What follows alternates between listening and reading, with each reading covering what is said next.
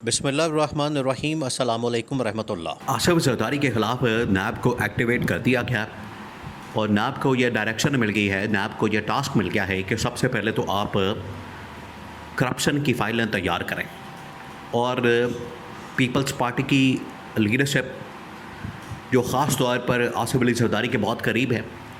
फिर आसिफ अली जरदारी के जितने दोस्त हैं जो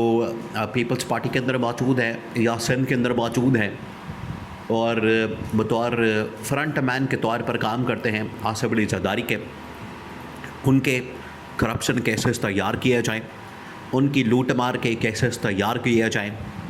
और ये आपके पास अगले 8 से 10 दिन का टाइम मौजूद है। आपको ये बड़ी ही ख़ुसूसी डायरेक्शन दी गई है नैब को। इस हवाले से उनको ये कहा गया है कि ईद की छुट्टियों के अंदर भी अगर आपको काम करना पड़े, ईद की छुट्टियां आपकी कैंसिल, क्योंकि हालात बड़े एक्स्ट्राऑर्डिनरी हैं, हालात बड़े गैर मामूली हैं, तो ईद की छुट्टियां भी आपकी कैंसिल। ईद की छुट्टियों के अंदर आपने काम करना है, ईद की छुट्टियों के अंदर आपने आना है और जो करप्शन की, जो लूट मार की, जो यहाँ पर मनी लॉन्ड्रिंग की, जो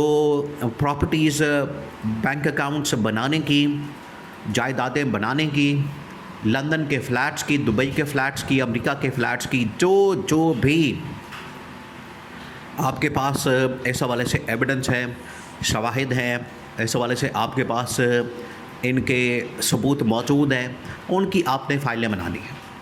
और फ़ाइलें बना के आप तैयारी करके रखें। जैसे ही आपको अगला सिग्नल मिलेगा, अगला सिग्नल आएगा, उसके बाद आपने ये फ़ाइलें बाकायदा केसेस की शक्ल में रेफरेंस दायर करने हैं, अदालतों के अंदर इनको प्रेजेंट करना है, अदालतें फिर ऑटोमेटिकली इनको गिरफ़्तार करने का हुक्म देंगी। फिर चाहे रात के अंधेरे में इनको बेडरूम से भी गिरफ़्तार करना पड़े आसिफ अली जरदारी को, तो गिरफ़्तार किया जाए, और अगर इन्हें किसी और जगह से गिरफ़्तार करना पड़े तो गिरफ़्तार किया जाए। इस्टेब्लिशमेंट आपको पता है इस मामले के अंदर बहुत ही ज़्यादा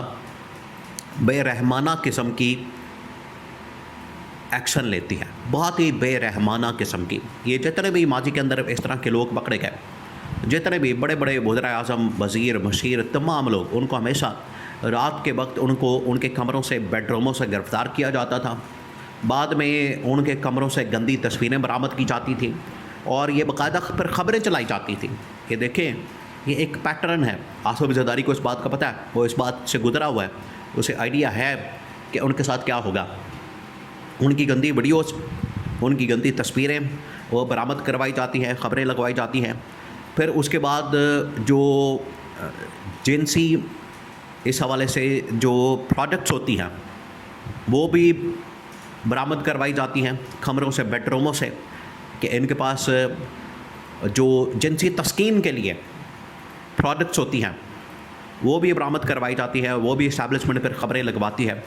और आज के दौर में सोशल मीडिया के अंदर इस तरह की ख़बरों को वायरल करना कोई मुश्किल बात नहीं।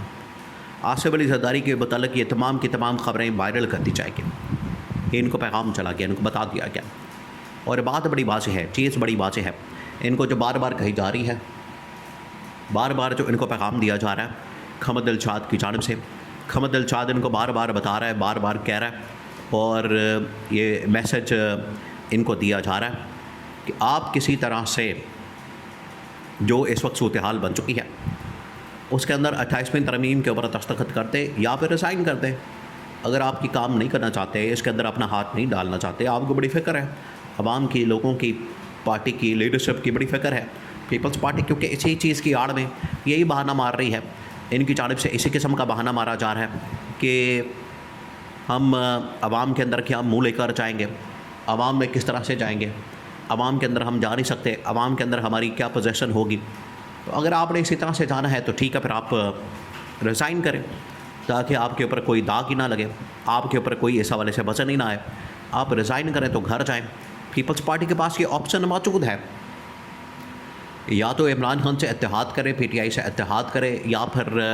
गवर्नमेंट से अलहदगी इख्तियार करे, शहबाज शरीफ के ख़िलाफ़ अदम एतमाद लॉन्च करें, पब्लिक प्रोटेस्ट करें और मुश्तरका तौर पर तमाम के तमाम जो इनके MNA हैं 100 के करीब, वो तमाम के तमाम रिज़ाइन करते हैं ताकि موجودہ جو پوری اس وقت قومی اسمبلی ہے جہاں سے اصل میں اس نے پاس ہونا ہے ترمیم نے، نہ قومی اسمبلی رہے گی نہ ترمیم پاس ہوگی، تو یہ بھی پلان موجود ہے، نہ کھیڈیں گے نہ کھیڈن دیں گے۔ یہ اصل میں ان کی اپروچ ہے، سوچ ہے آصف زرداری کی، کہ اس سوچ کے مطابق قومی اسمبلی فارغ کر دی جائے تو نہ سسٹم موجود ہوگا، قومی اسمبلی موجود ہوگی، نہ یہاں سے ترمیم پاس ہوگی۔ یہ بھی ایکسٹریم لیول، اب دیکھیں معاملہ بڑے ایکسٹریم لیول کے اوپر پہنچ چکا ہے۔ اس وجہ سے جو بھی اقدامات کیے جائیں گے، جو بھی اس موقع پر ایکشن لیا جائے گا، وہ بڑا ایکسٹریم لیول کا ہوگا۔ اب وہ کوئی چھوٹا موٹا ایکشن نہیں لیا جائے گا۔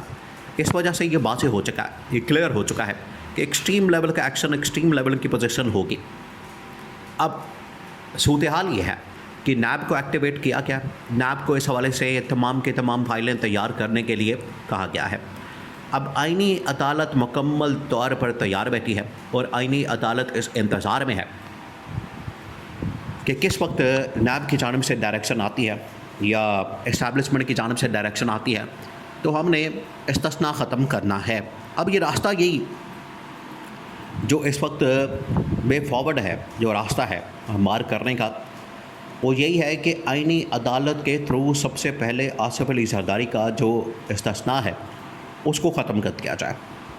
جیسے ہی اس استثناء کو ختم کیا جائے گا،